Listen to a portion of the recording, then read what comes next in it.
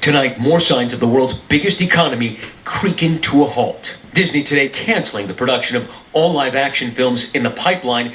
Hours later, Netflix, then Warner Brothers following suit, halting productions in the U.S. and Canada. Universal and Disney also shutting their theme parks. The U.S. entertainment industry is valued at an estimated $700 billion a year, and the shutdowns are engulfing sports, too. NASCAR and Golf's Masters announced postponements today, joining nearly every major league sport, the NHL, Major League Baseball, and soccer, and others calling a timeout, including the NBA. The Utah Jazz's Rudy Gobert, who tested positive after mockingly touching reporters' microphones at a news conference, apologized, but his team is now testing dozens of people. The Boston Marathon pushing the race to September, and the ripples reaching down into local economies, too. In hard-hit Washington state, overall business is down 10%. The state hammered with over 30 coronavirus deaths. Hotel spending down more than 50%. Restaurants down 30%. The ever-present threat of quarantine triggering panic buying. Now, these shelves are bare. Typically, they're restocked every night. But economists tell us with the global supply chain screeching to a halt, shelves like this might just stay bare. Farmers aren't going to be able to get their work done. Truckers aren't going to be able to ship the food from the farm to the store shelves. Store shelves aren't going to get stocked. It's going to be difficult to just manage through every day. Nick Vyas is an expert on the global supply chain. Would you say that this is the biggest economic interruption that we have seen in our lifetimes? I think that when the dust settles, we will look back and this will probably be one of the major catastrophic event. But economists seem to agree there will be a recovery, a distant hope brought nearer by the latest Instagram update from Hollywood's most relatable man, Tom Hanks, still in isolation after contracting the virus in Australia. Hanks encouraging fans to take the advice of experts and take care of themselves, and in a wink to his hit movie, A League of Their Own, reminding folks there's no crying in baseball.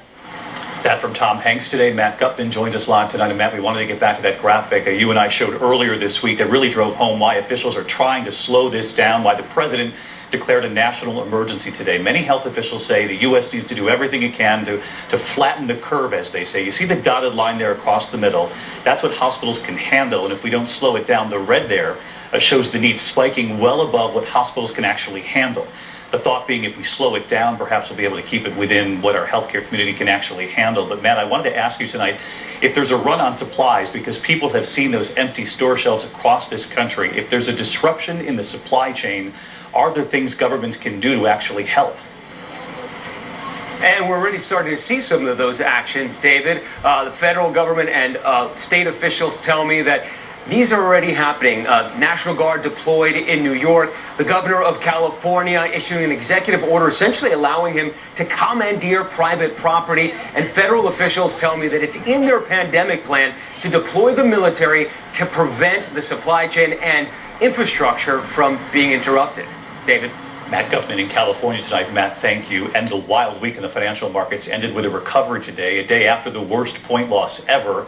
The Dow closing up more than 2,300 points today, a return of 10%, gaining back nearly all of that loss. The back and forth continues. Economists say expect this volatility to continue. Tonight, the World Health Organization says the epicenter of this global pandemic has now shifted from China to Europe. Italy alone just today reporting another 250 deaths in just the past 24 hours. And at midnight tonight, that new travel ban from Europe to the U.S. goes into effect. Americans racing to get home amid confusion. The White House trying to make it clear now that the ban will not affect Americans, but many said that clarification did little to ease the alarm. ABC's Maggie Rulli from London tonight. Tonight, Americans racing to get home before new travel restrictions on Europe kick in at midnight. Many Americans are getting on this train to Heathrow trying to catch what they think could be some of the last flights back to the U.S. President Trump this afternoon announcing new rules for those coming back. Citizens, permanent residents, and our families, any of the families returning from Europe will be subject to extra screening as well as self-isolation for a period of 14 days. But many travelers were left bewildered by the president's initial announcement Wednesday, which didn't immediately say Americans are exempt from the ban. Did it take you a while to figure out what the rules were? Yeah, it's very confusing. It still is. There seems to be, if you go to one site for like the White House or the Department of State or Homeland Security, it seems like they're conflicting information. Then it can be expensive. One family says they spent $8,000 for 3 one-way tickets. You can argue about money later, but I feel like they were putting a price tag on people's safety, and that's scary, especially for people who can't afford it. Das war ein grotesker Auftritt. Tonight, one top German official calling the travel ban, quote, grotesque. The exodus from Europe comes as Italy begins a military airlift of patients after its deadliest day of the outbreak, 250 fatalities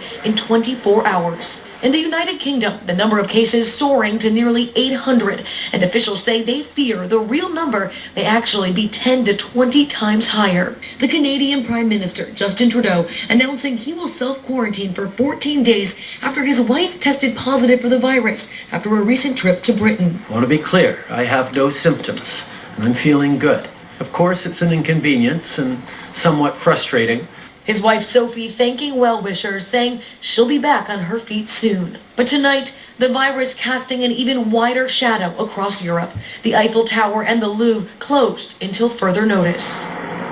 David, here in the UK, more than 200 new cases have been reported in just the last 24 hours. Just a few moments ago, President Trump said that he's looking at these new numbers and he may add the UK and potentially other nations to that list of banned countries. David. All right, Maggie, really tonight, Maggie, thank you. Back here at home, President Trump, meantime, was asked late today, will he be tested for coronavirus?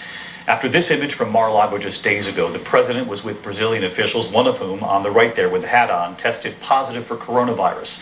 ABC's Terry Moran tonight with how the president answered.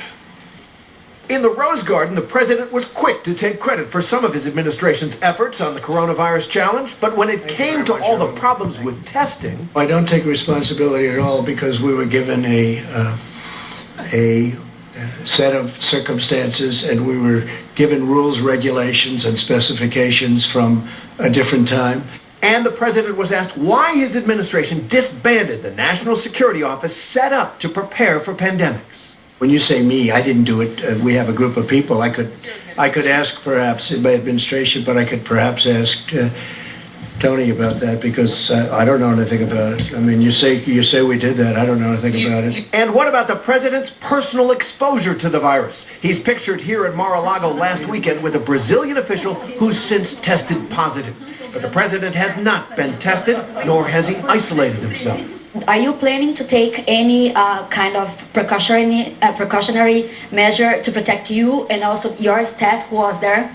No, with him? We have no symptoms whatsoever. Reporters kept pushing him, noting that other politicians who were at that same Mar-a-Lago event have quarantined themselves. Well, I don't know that I had exposure, but I don't have any of the symptoms. But there's no doubt the president was exposed. You can see it right there in the photo of him standing next to the infected Brazilian official. But I have no idea who he is, but I take pictures and it lasts for literally seconds. I don't know the gentleman that we're talking about. I have no idea who he is. The president's daughter and top advisor Ivanka Trump also had contact this week with an Australian official who has tested positive. Today, she worked from home. Are you being selfish by not getting tested and potentially Well, I didn't say I wasn't going to be tested. Are you going to be?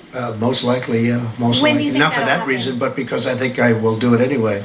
Will you let us know fairly the soon? results? We're working on that. We're working out a schedule. Meanwhile, Thank you, sir. Thank you very much, sir. Appreciate it. President Trump is still shaking hands, a lot, contrary to the public health guidance of his own administration and in full view of the American people. Okay, I like that. And late today, there is word that a second person who was at the president's Mar-a-Lago resort last weekend has tested positive for coronavirus. This is a donor at a Trump victory fundraiser. Every member of the first family was at that fundraiser, as were members of the administration.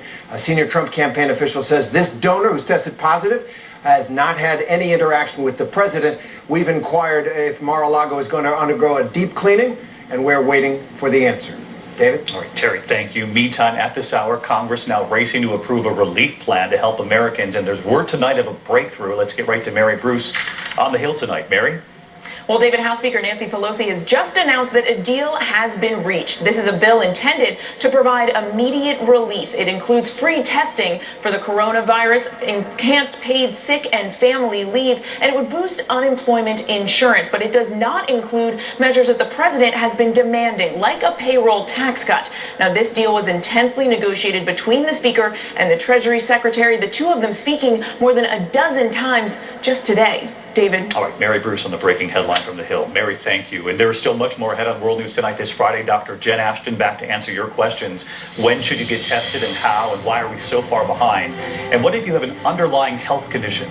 We're also tracking a new line of storms tonight. The other news, the flash flood threat as the system now moves across the country just as we start the weekend. A lot more news ahead. I'll be right back.